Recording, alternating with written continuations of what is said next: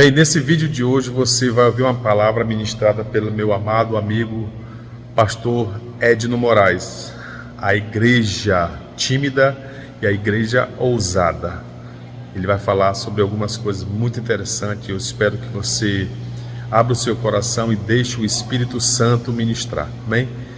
Meu amado Edno, que Deus te abençoe nessa mensagem. E que você também, que está assistindo esse vídeo, curta, compartilha, faça seus comentários. E se inscreva no canal se você ainda não é inscrito, amém? Então, assista esse vídeo aí com a família toda e compartilhe em nome de Jesus. Shalom!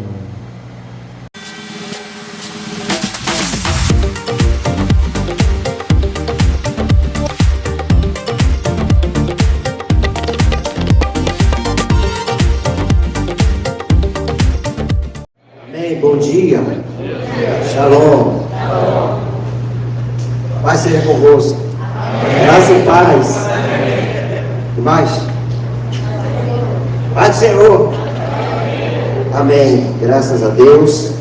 Você deve estar perguntando: quem é este aí? De novo.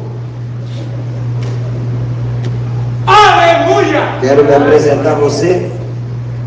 Sou o pastor Edno, pastor da Igreja do Evangelho Quadrangular em Petrópolis. Eu também sou psicólogo clínico, pós-graduado em TCC, Terapia Cognitivo-Comportamental.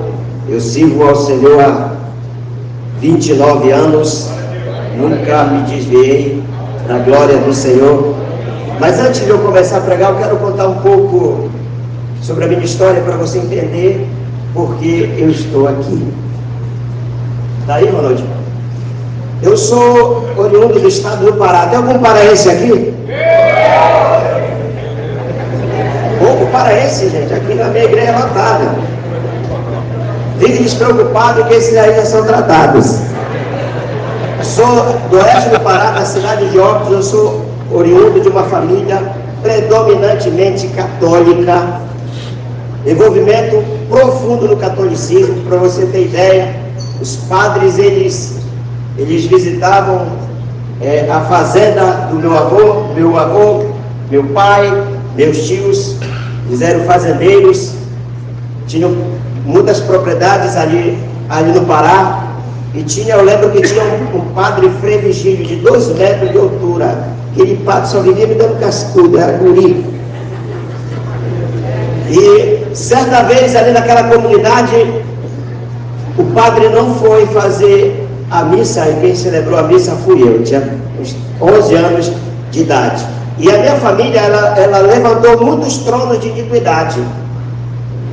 Construíram templos católicos, e até hoje esses templos estão lá, são até mais velhos do que eu sou novo. E essa aqui, para você entender, é uma casa na cidade de Óbidos, onde eu passei parte da minha infância. Essa casa, ela é uma casa histórica, é tombada pelo Patrimônio Público Nacional. Passa a próxima imagem. Essa casa aí era da família de um dos fundadores do Partido Comunista Brasileiro, do PCdoB. Pedro Pomar. Procure na internet Pedro Pomar. Pedro Pomar era primo da minha avó paterna. O nome da minha avó paterna era Cleonice Henriqueta, nome de rainha, Cleonice Henriqueta de Araújo Aquino Moraes. E o Pedro Pomar, ele era dessa família Araújo. E o pai dele era então o dono dessa casa, dessa residência, e não mudou até hoje. Em 1994, vocês conhecem essa figura aí? É o Lula. O Lula, ele foi candidato à presidência da República em 1994. E ele, visitando a Amazônia, ele foi a Óbidos porque o assessor dele era o Vladimir Pomar, filho do Pedro Pomar. E ele foi junto com Lula a Óbidos porque ele queria conhecer a casa da família. E o Lula, então, passou a noite nessa casa aí. que era já dos meus avós, e o meu tio, esse meu tio aqui à direita, ele faleceu há 2 anos atrás. Ele escreveu um livro e ele conta essa história da ida do Lula lá em Óbidos.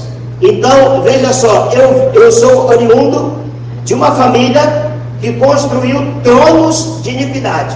E nesta cidade, as igrejas existentes lá eram igrejas tímidas que não evangelizavam. Eu nunca fui evangelizado por ninguém da cidade de Óbidos. Mas Deus, ele precisava mudar a história da minha família. Ela tinha tudo, menos Jesus. E Deus, ele próprio me evangelizou através de uma carta. Pensa, anos 80, não tem internet, não tem telefone, não tem nada. Nem telefone de fio nós tínhamos. E não se comunicava. A comunicação era através de cartas, só existia para os antigos aqui aquela lista telefônica lá no caso do Pará, era Telepará, que era Teleamazon, aquela lista telefônica dos Correios amarela, quantos se lembram? A Listel. Então, se na minha casa não tinha telefone, eu não me comunicava com ninguém. Como é que eu recebo uma carta vinda do Rio de Janeiro, mais propriamente da Baixada Fluminense, de São João de Meriti, endereçada com meu nome completo, com meu endereço completo, um adolescente, e o nome dessa pessoa que me enviou essa carta era Edna. E quando eu abro essa carta, fiquei surpreso, eu não recebo comunicação de ninguém, e de repente alguém me escreve do Rio de Janeiro. E quando eu leio o teor da carta esses dias, o Espírito Santo me lembrava o teor, porque eu perdi essa carta. O teor da carta, dizendo: eu sou Jesus, eu te chamei, eu te escolhi desde o ventre da tua mãe para você me servir. E eu não dei muito crédito, porque aquela cidade é um reduto católico. Como eu falei para você, a nossa família era muito católica. Ok, Deus viu que lá não tinha como eu nascer de novo, eu ser redimido naquele ambiente. Deus me trouxe para Manaus. 8 anos depois, eu tive um encontro com o Senhor Jesus. Quando eu decidi entregar minha vida para Jesus, eu fui para uma Assembleia de Deus. Cadê os irmãos da Assembleia? Ali na Avenida de Djalma Batista, atrás do posto 700, tem uma igreja ali da Assembleia, certo? Eu fui naquela igreja. Eu fui decidido a entregar minha vida para Jesus. E quando o pastor ele fez o apelo, que eu fui levantar, as minhas pernas bambearam, e eu ouvi uma voz falando ao meu coração: não é aqui. Eu vou te levar para você me servir na igreja quadrangular lá do São José. Nunca tinha ido no São José, não conhecia a quadrangular. Mas enfim, depois eu entendi porque Deus me levou para a quadrangular lá do São José. Porque eu conheci a minha esposa, a pastora Helena, mulher linda, maravilhosa, mulher mais crente do que eu.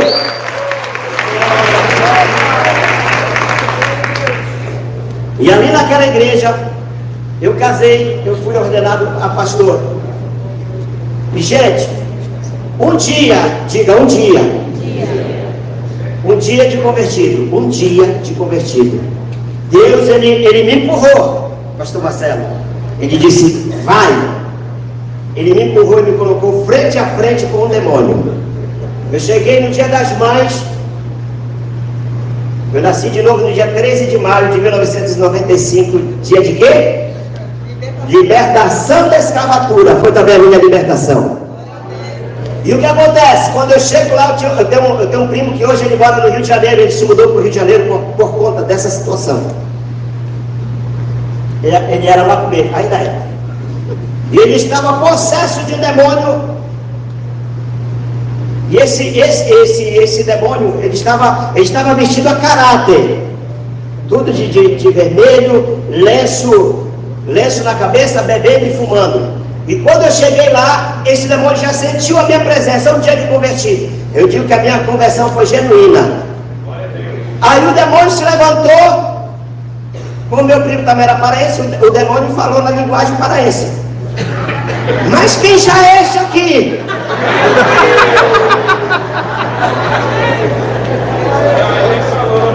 Mas quem já é este aqui? Aí o demônio vai querer bagunçar, né? Presta atenção no que o demônio falou. Eu sou filha do rei da Pérsia. Eu não sabia nem falar, mas saiu na hora. E eu sou filho do Deus eterno. Aquele demônio se ajoelhou, começou a beijar os meus pés e pá. Eu disse, agora eu sou de Deus. Ele se levantou e disse, mas você não vai me tirar desta família. Você não vai me tirar desta família. Porque agora eu vou acabar contigo. Gente, eu fechei os olhos. Ele levou a mão no copo de cerveja, fechei os olhos, esperando ele jogar cerveja no meu rosto, no mínimo, né? Ou me bater. Quando eu fecho os olhos, eu sinto um poder da minha cabeça aos pés. Me cobriu. E eu só ouvi o barulho do copo quebrando do lado dos meus pés. E para você ter ideia, nem a cerveja molhou os meus pés e nem os cacos de vidros me cortaram, porque Deus me protegeu naquela hora.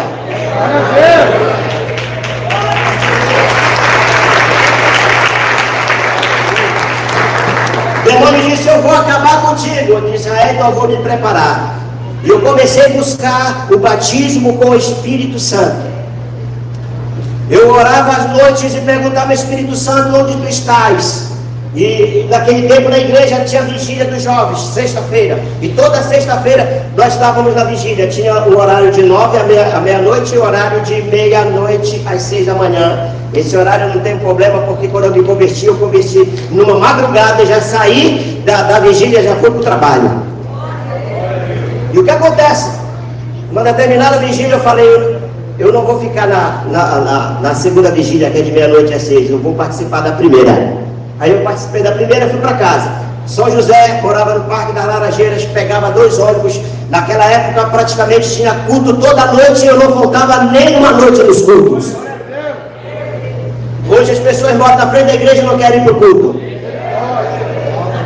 Aí o que acontece? Naquele dia, o Espírito Santo, na vigília da meia-noite, o Espírito Santo veio e batizou todos os que estavam presentes.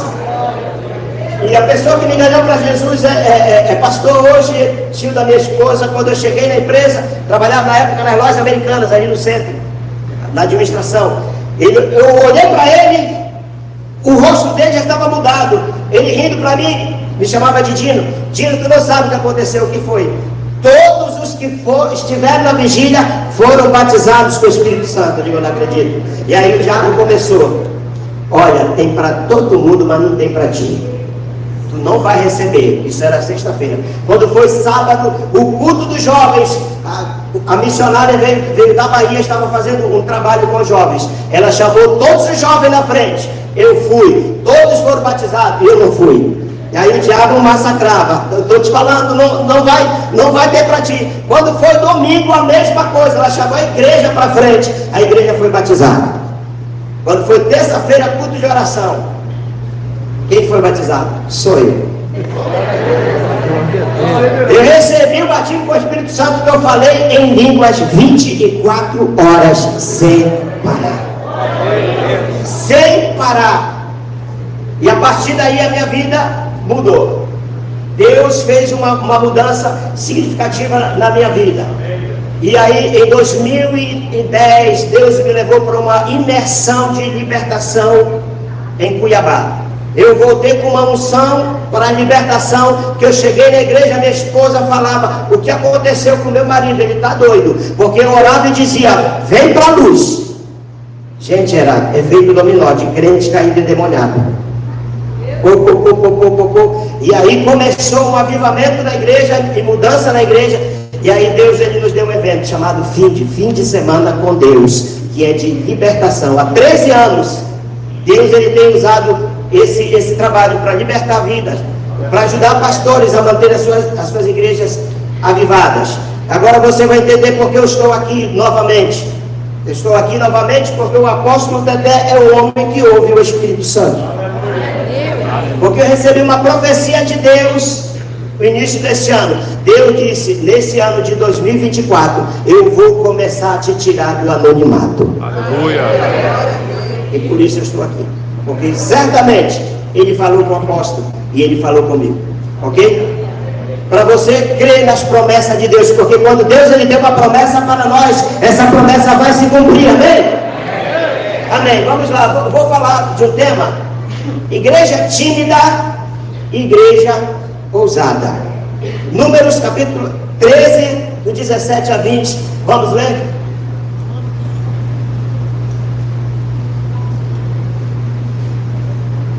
Vamos lá, pessoal. 1, 2, 3.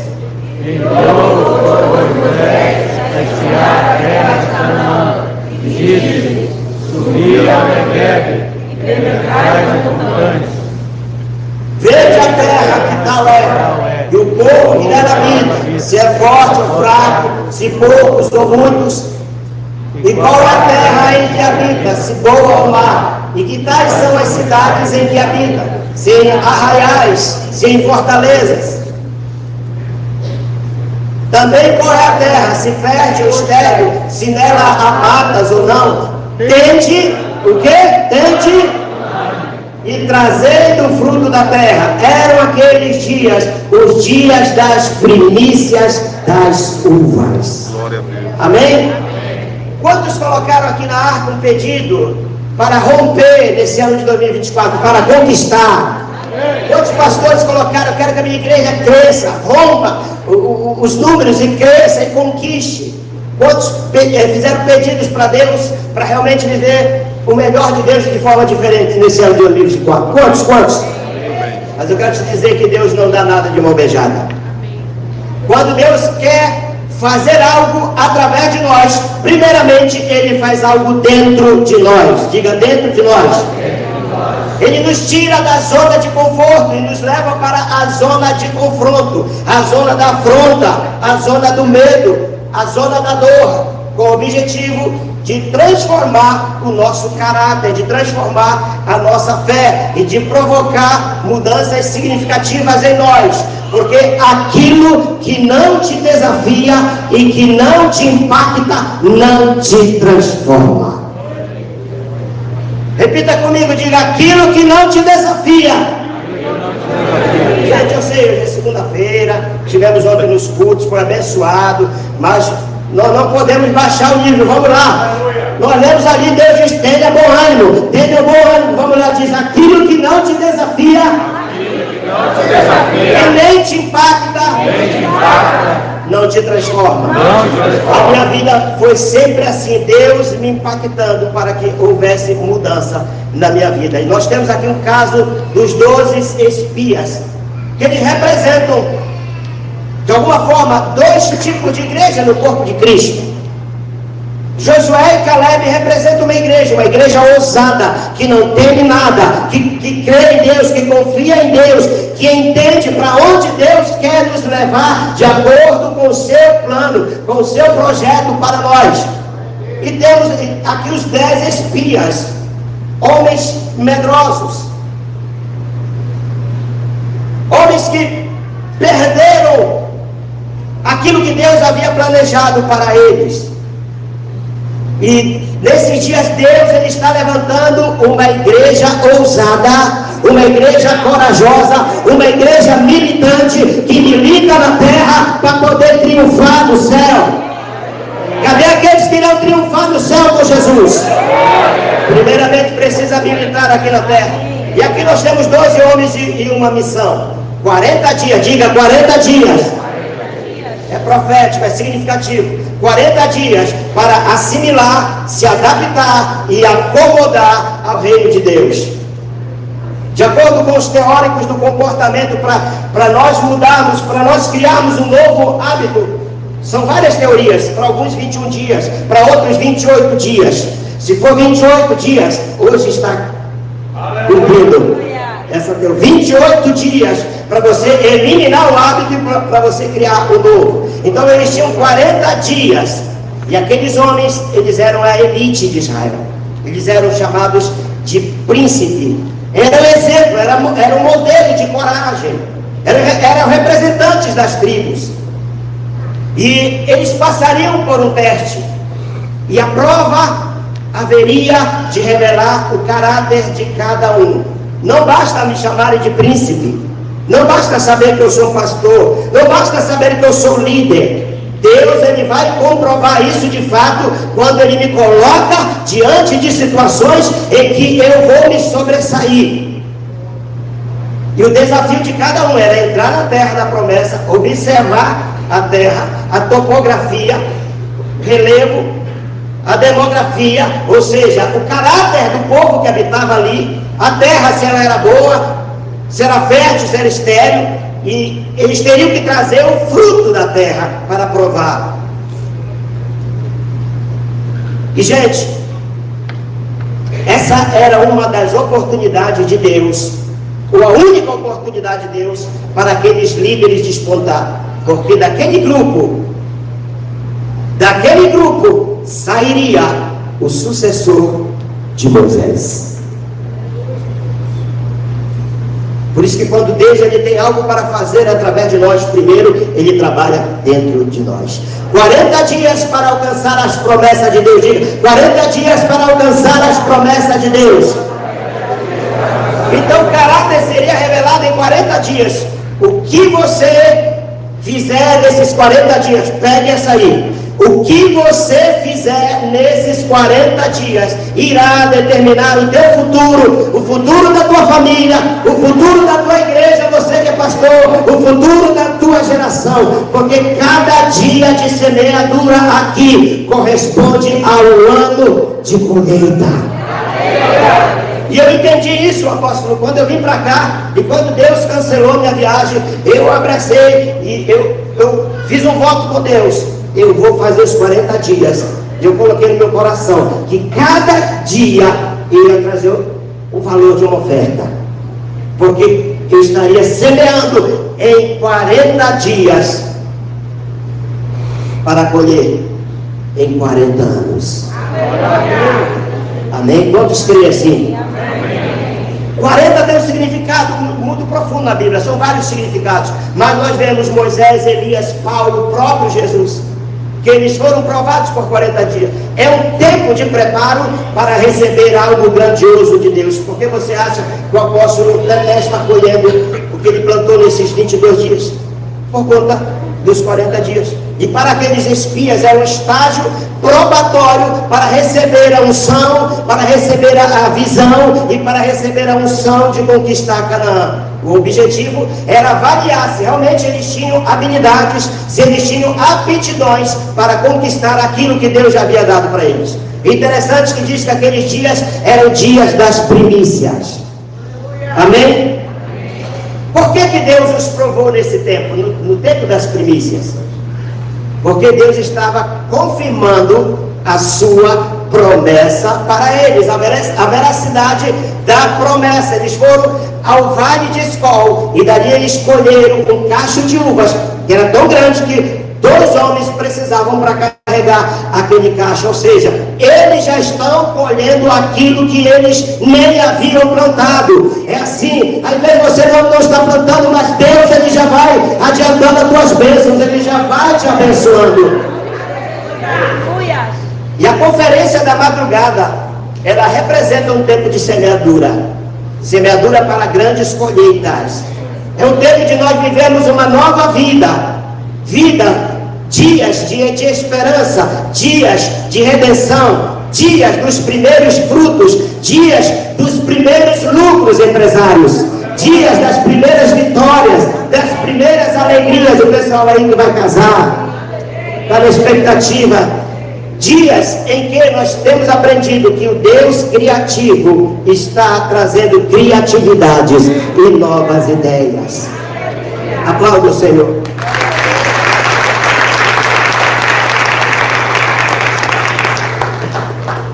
Entenda uma coisa, Deus não quer somente nos salvar. Aleluia! Deus, Ele quer nos abençoar com o melhor da terra. E aqueles homens todos foram ao mesmo lugar. Eles viram as mesmas coisas. Todos viram as mesmas coisas, mas interpretaram de modo diferente. E existe uma regra no estudo da igreja, a regra 20-80. Segundo pesquisas, nas igrejas locais, 20% dos crentes estão plenamente engajados e alinhados com a visão do pastor, com a missão, com os valores. São pessoas que oram, são pessoas que evangelizam, são pessoas que discipulam, são pessoas que levam a carga, que estão ali com o pastor. O pastor pode contar comigo. 20%. Enquanto 80% são apenas espectadores e consumidores do Evangelho. Ei, igreja, meu irmão, Deus não te chamou para ser espectador e nem consumidor, mas para ser cooperador e patrocinador do Evangelho. Você faz parte dos 20 ou dos 80? Não responda. Se você, pastor, faço parte dos 80, é sua oportunidade para Deus mudar a tua história nessa madrugada. Eu quero falar sobre algumas diferenças, sobre a igreja tímida e a igreja ousada. Vamos lá. Primeiro, a igreja tímida desiste da sua missão porque acha a empreitada difícil. Alguém aqui já desistiu do chamado? Alguém aqui já fez a obra pela metade? Ah não, pastor, está difícil, está aqui minha credencial, está difícil, não dá. Então Números 13:28 diz: fomos à terra que nos enviaste verdadeiramente, mana leite e mel, e este é o fruto. Trouxeram, aliás, 27, esse é o fruto. Eles viram, e realmente, aquilo que Deus havia prometido era verdade. Agora 28, o povo, porém, olha a incoerência. Estão dizendo que a terra é boa, mas que ao mesmo tempo é ruim. O povo, porém, que habita nessa terra é poderoso. Eles estão dizendo: meu Deus não é poderoso. E as cidades fortificadas e muitos grandes, também ali vimos os filhos de Anak. O que foi que houve aqui? Esses 10, eles trouxeram um relatório negativo. E eles rejeitaram a terra que Deus havia prometido a Abraão. Eles se recusaram a continuar e disseram para Moisés: ó Moisés, não dá. Nós não gostamos do que nós vimos. Pense no casal de noivos. O cara preparou tudo para o casamento, comprou tudo, distribuiu o convite, está tudo preparado. E próximo do casamento, o noivo chama a noiva e diz: vamos aqui, vamos ver a casa onde nós vamos morar. Uma casa linda, uma mansão, vaga para 5 carros na garagem, 5 suítes, linda, linda, linda. E a noiva chega e olha e diz: não gostei. Não gostei. Esse casamento está comprometido, sim ou não? Sim ou não, gente? Foi isso que aconteceu com eles. Deus os levou para mostrar a casa, a terra onde eles iriam morar.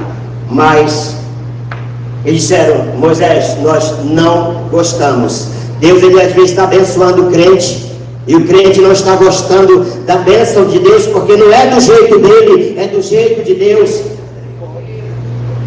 Que foi que nos levou ao fracasso? O pastor Valdiberto falou aqui sobre o medo que nos enfraquece e nos limita e até nos paralisa. Quem tem medo não faz nada, quem tem medo nem sabe o que fazer e vai ficando para trás.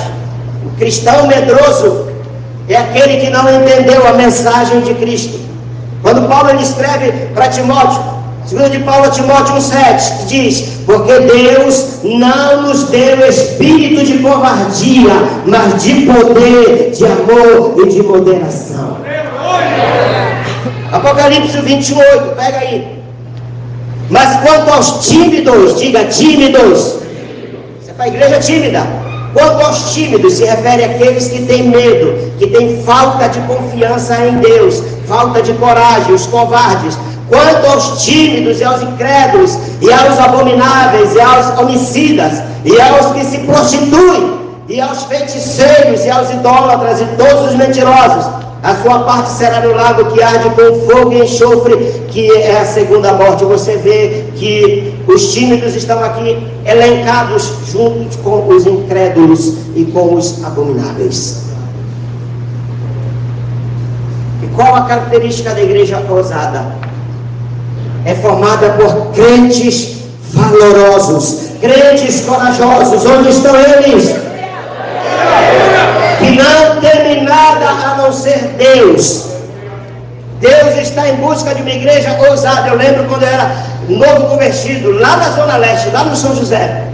Nós saímos sábado à noite, meia-noite para o evangelismo. Nós amanecíamos evangelizando, íamos nos bares, nós chamávamos de inferninho, ali na Grande Família. E aí os outros irmãos de outras igrejas, querendo nos desestimular, diziam: irmãos, vão dormir, é perigoso estar à noite aqui. A palavra perigoso é não sair para evangelizar, perigoso é ficar à noite dormindo. E nós íamos e ganhamos muitos jovens, e muitos desses jovens hoje são pastores. Deus está em busca de crentes ousados e corajosos, que não temem de vir 40 madrugadas para cá, perder noite de sono, mas por uma causa maior. John Wesley disse: dai-me 100 homens que não temam nada a não ser o pecado, e que não desejem nada a não ser Deus, e eu abalarei o mundo. A nossa oração é que tenha esses crentes nas nossas igrejas. Deus quer de volta a igreja intrépida, aquela igreja do primeiro século, como está registrado lá em Atos 17:6. Estes que têm causado alvoroço, esses que têm impactado o mundo, agora chegaram também aqui.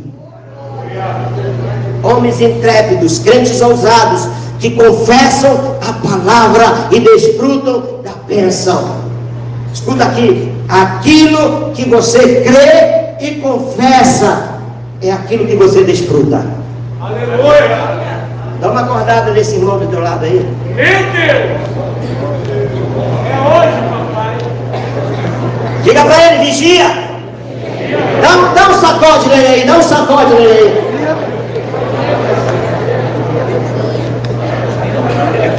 Repita comigo e diga: aquilo que você crê e confessa é aquilo que você desfruta. Enquanto os 10 disseram: nós não podemos subir, Caleb disse: ei, nós podemos sim, subamos e possuamos a terra, porque certamente prevaleceremos contra ela. Precisamos entender para onde Deus quer nos levar, para onde Deus está levando a igreja, conduzindo o seu povo, de acordo com o seu plano, nesses dias. Homens corajosos, igreja ousada, ela vê as coisas de acordo com a perspectiva de Deus. Outra diferença: a igreja tímida tem uma visão distorcida de si mesma. Ela sofre uma crise de identidade, sofre da síndrome de gafanhotos. Pergunta para o seu irmão: você é príncipe ou gafanhoto? Hã? Príncipe ou gafanhoto? Números 13:33. Ele diz: também vimos ali gigantes, filhos de Enaque, descendentes dos gigantes, e éramos aos nossos olhos como gafanhotos. Gafanhoto é débil, é frágil. Gafanhoto não vence no deserto. Gafanhoto não conquista nada. E assim éramos também aos seus olhos. Olha a visão que eles tinham de si mesmos, como fracos, como débeis. Agora, quando nós olhamos para essa igreja ousada, a igreja ousada, ela se vê como Deus a vê. Comece a se ver como Deus te vê, meu querido. A nossa força, ela vem de Deus. Caleb disse: nós somos mais fortes, como pão nós podemos devorá-lo. O Senhor é conosco. Igreja, Deus não pode vencer com gafanhotos. Deus, Ele quer vencer com homens ousados, homens intrépidos, homens cheios do Espírito Santo, homens robustos na fé, homens que têm visão de águia. Deus está preparando essa igreja nesses últimos dias. Somente esta igreja, com essas características, vai cumprir o seu chamado. Deus vence batalhas com pessoas improváveis. Se você se sente uma pessoa improvável, Deus ele pode te usar, usando até mesmo armas inadequadas. Deus vence batalhas com pessoas improváveis e até mesmo com armas inadequadas. Joel 3,10, veja que diz: forjai espadas das vossas enxadas e lanças das vossas foices. Eles não têm espadas e eles não têm lanças, mas eles têm enxada e eles têm foice, e eles se acham fracos, mas o Espírito diz, dá um comando para ele e diz: diga ao fraco, eu sou forte. Diga ao fraco, eu sou forte. Se você está sentindo fraco nesta manhã, cerre seu punho e diga: eu sou forte em Cristo Jesus. Eu sou forte. Aplauda o Senhor.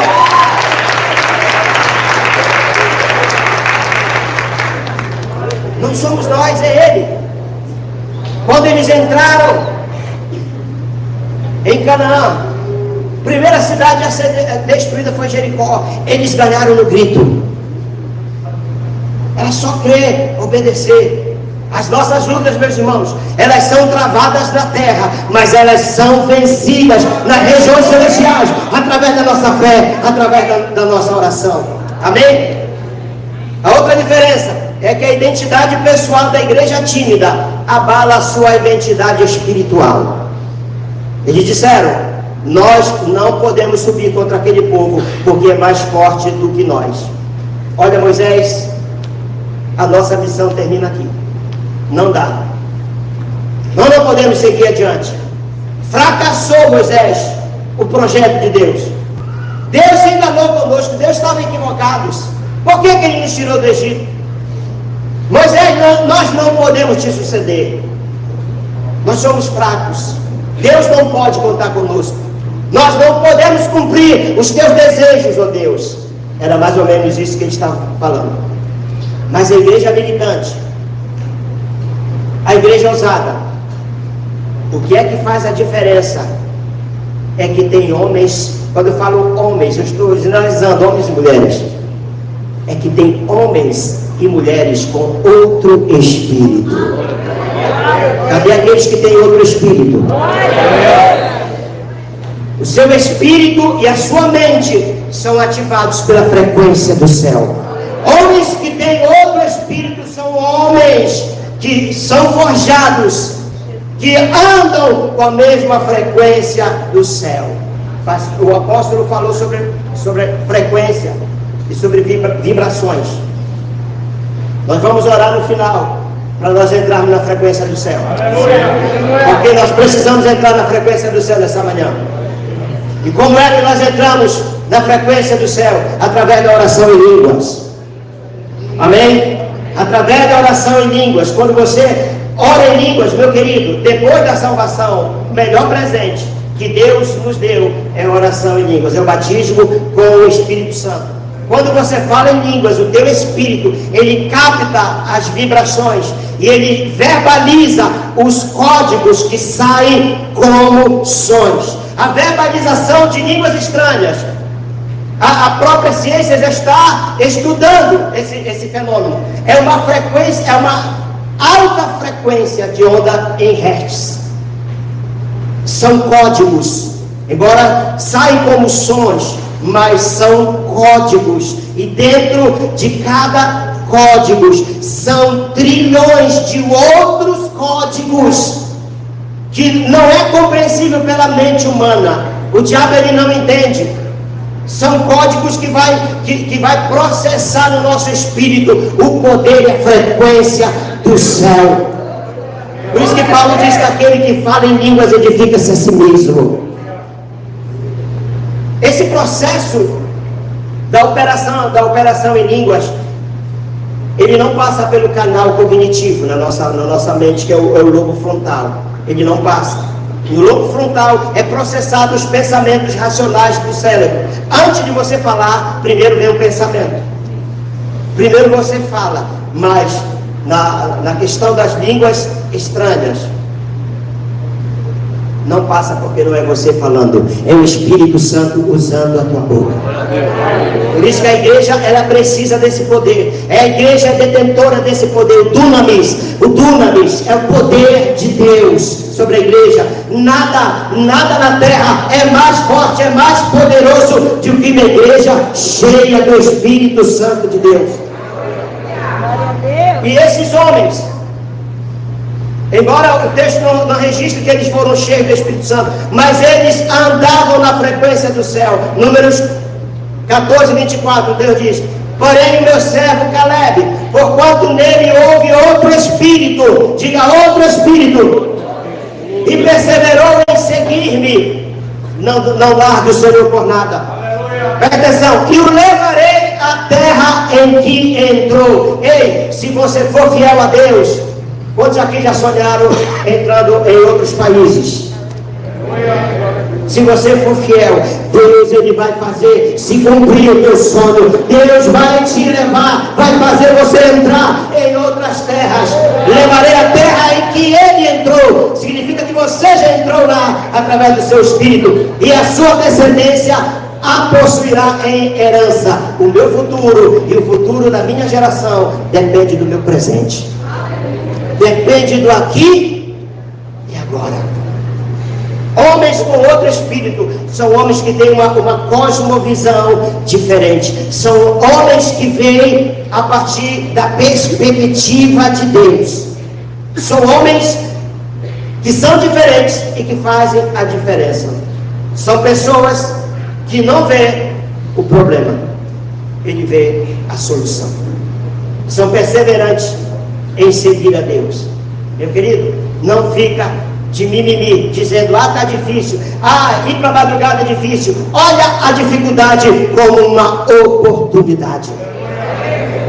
Homens que agradam a Deus e nos inspiram. Homens que superam limites e alcançam promessas. Quando você olha para o apóstolo Teté, eu estou falando dele. Homens que agradam a Deus. Homens que vencem os seus limites. Ele mesmo tem falado aqui como ele era e quem ele é hoje. Apóstolo Teté, você é uma escada usada por Deus para fazer com que os outros se acendam socialmente, espiritualmente, e conquiste as grandes bênçãos que Deus tem para esta nação.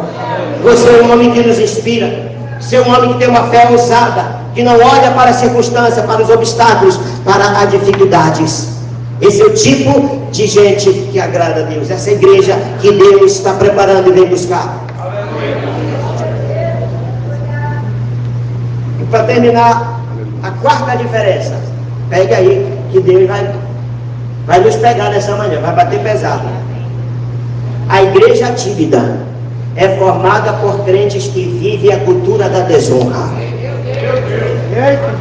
Nunca na história deste país vivemos uma cultura de desonra como tem acontecido mesmo dentro das igrejas. Desprezam as coisas sagradas, tornam comum aquilo que Deus santificou, tornam comum as promessas, tornam comum as profecias, tornam comum a igreja. Os pastores falam de pastores, falam de dízimos. Tem youtubers aí que só pregam contra dízimo, falam contra ofertas, contra primícias. Veja só, Números 13, 32. E infamaram, diga infamaram. O que é infamar? É tirar a boa fama, é desonrar, é desacreditar.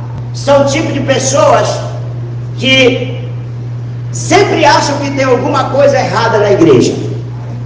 Já ouviu falar do crente mosca? Já ouviu falar do crente mosca? Fala aí. As donas de casa aí, elas gostam de limpeza, né? Tem mania de limpeza, vai fazer a comida, limpa o azulejo, limpa a pia, não quer deixar nenhum resquício de comida, está fazendo frango lá. E no momento que ela pega os restos mortais do frango e vai levar para o lixo, uma gota de sangue caiu no piso. E entra uma mosca. Aonde é que a mosca vai pousar? Aonde está a podridão. Crente mosca, ele está na igreja, ele só olha para ver se tem alguma coisa errada. Aqui na aliança acho que não tem isso não. Tem nada. Tem aqui na aliança? Tem não. Tá o louvor pegando fogo, ele está sentado lá de braço cruzado, olhando ali pro teto. Tá lá, olha, aquela lâmpada ali está precisando trocar. Olha, o telão maravilhoso, o maior de Manaus. Não sei por que esse telão aí. Crente mosca só vê problema na igreja. E foi o que aconteceu com esses homens. Infamaram a terra que tinham espiado, dizendo aos filhos de Israel: a terra pela qual passamos a espiar é a terra que consome seus moradores, e todo o povo que vimos nela são homens de grande estatura. Mas Deus não deixa barato. No 14:37, aqueles mesmos homens que infamaram a terra morreram de praga perante o Senhor. Ouça aqui, você não desfruta aquilo que você despreza. Se você fala mal do seu pastor, não o procure para pedir oração, porque você já fechou o céu sobre você.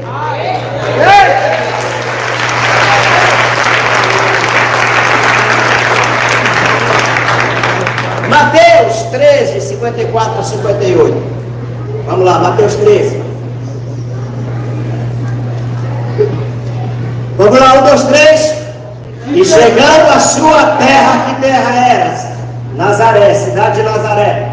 Ensinava-os na sinagoga de tal sorte que se maravilhavam e diziam: de onde vem esta sabedoria, estes poderes miraculosos? Não é este o filho do carpinteiro?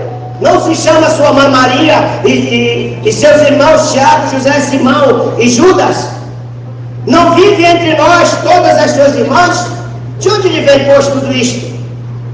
E escandalizavam-se nele. Jesus, porém, lhes disse: não há profeta sem honra senão na sua terra e na sua casa.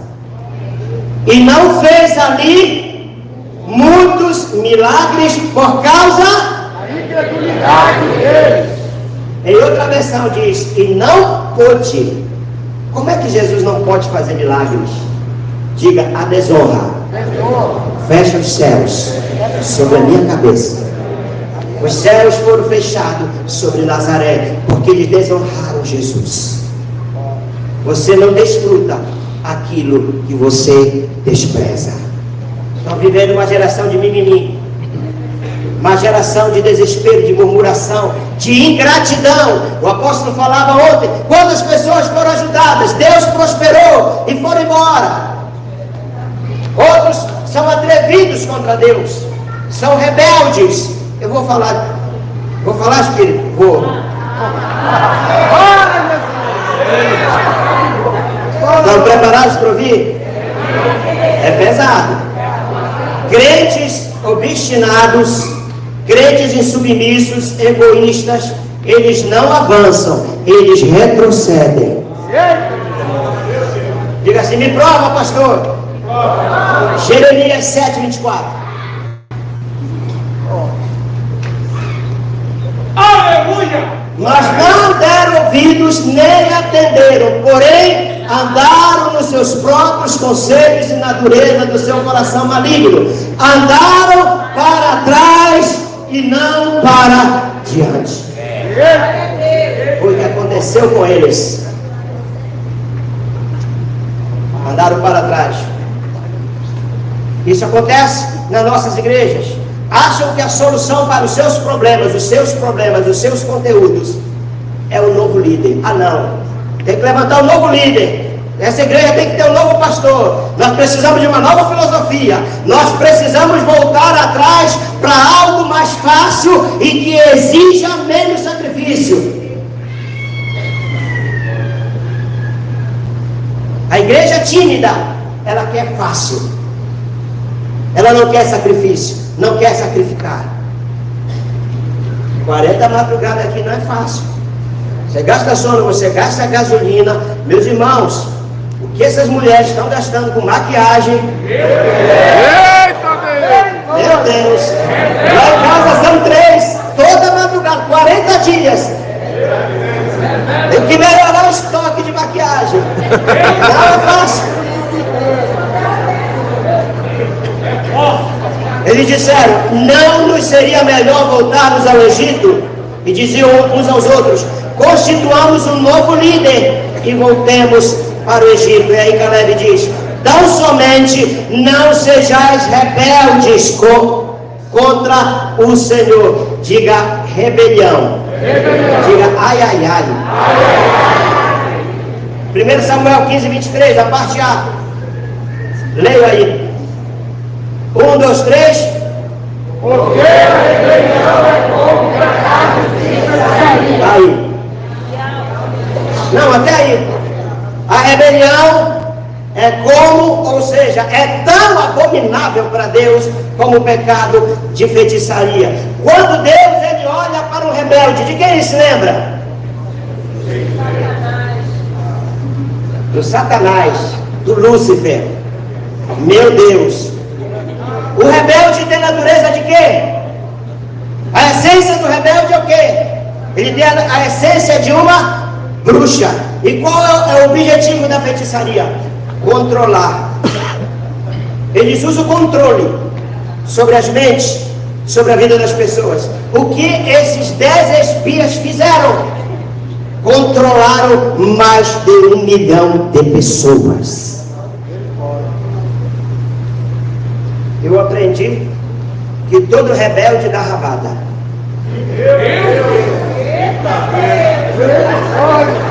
Quando Lúcifer ele foi expulso do céu, ele não veio só, ele passou a cauda, a rabada, e trouxe um terço com ele. Às vezes quando um sai da igreja, ele não quer ir só, ele leva uns 30, 20, 30 com ele, porque todo rebelde dá rabada.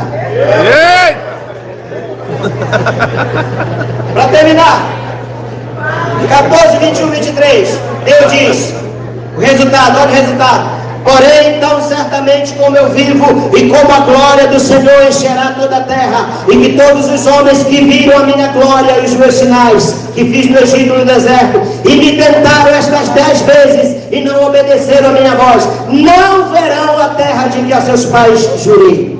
Olha aqui, meu irmão, a promessa ela não foi cancelada. As pessoas rebeldes é que foram privadas dela. Deus manteve a sua palavra. E nenhum daqueles que me provocaram haverá. O que estamos vivendo esses dias, meus irmãos, é um caminho sem volta.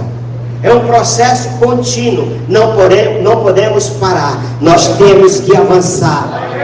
Como o apóstolo Paulo fala aos Filipenses 1,6: estou plenamente convicto de que aquele que iniciou boa obra em vós há de concluí-la até o dia de Cristo Jesus. Aleluia. Então esses 40 dias para nós aqui pode se transformar em 40 anos de agrado ou de desagrado a Deus. 14:8. Se o Senhor se agradar de nós, o Senhor está se agradando de nós, amém? Amém, eu creio. Então nos porá nesta terra e nos dará terra que mana leite e mel. Eu creio que nós teremos 40 anos de paz, de prosperidade. Os nossos descendentes, eles irão usufruir daquilo que nós estamos fazendo aqui, hoje, aqui agora, nesses 40 dias. Mas para aqueles que desobedecem a Deus, poderá ser 40 anos de tristeza, de luto, de humilhação e de adversidade. Deus está preparando a sua igreja para vencer nesses dias. Deus está levantando uma igreja de crentes ousados e intrépidos. Quero quero fazer um apelo nessa noite. Pastor, eu ouvi essa palavra, eu estou entre aqueles 80%, mas a partir de hoje, de agora, eu quero ser um crente ousado, eu quero evangelizar, eu quero trabalhar para Deus, eu quero me envolver mais, eu quero ser fiel nos dízimos, nas ofertas, eu quero fazer a diferença, eu quero ter um outro espírito. Aqueles que foram tocados por essa palavra, vem à frente, o apóstolo vai orar por nós. Olha o pastor do louvor. Sabe aonde tem lenha? Aonde tem lenha, tem fogo. Aonde tem fogo, tem. Aonde tem brasa, tem glória. Se não, qualquer outro do Espírito aí.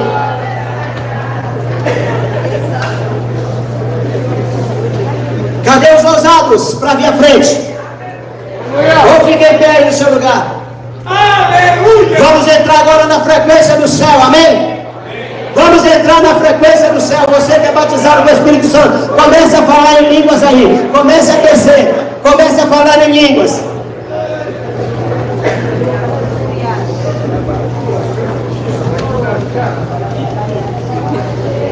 Meu Deus, que coisa! Oh, aleluia! Glória a Deus! Aleluia! Comece a orar a Deus, pedindo transformação. Diga: Senhor, nesse ano eu quero ser diferente e fazer a diferença.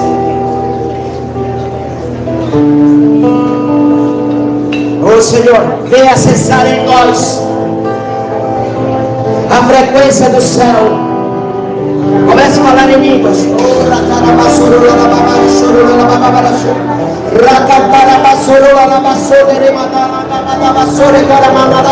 Comece a declarar o poder de Deus sobre a tua vida. Comece a declarar o poder de Deus sobre a sua vida.